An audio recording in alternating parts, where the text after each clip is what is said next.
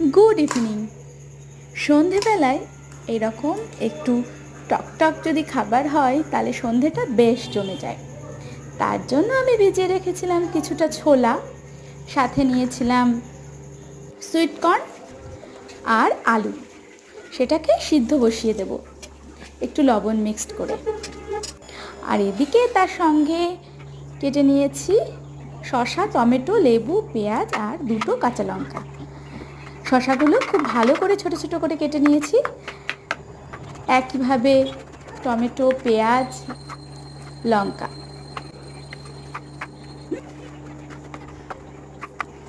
এটা সন্ধেবেলার সকলেরই ভালো লাগে, বাড়িতে আমাদের সবাই খুবই পছন্দ করে, বাচ্চাদের তো ভীষণই একটা প্রিয় খাবার। যাই হোক, এদিকে আমার কাটাকুটির কাজ শেষ আর সিদ্ধ হয়ে গেছে। এবার এটাকে একটা ঝুড়িতে ছেঁকে নেবার পালা।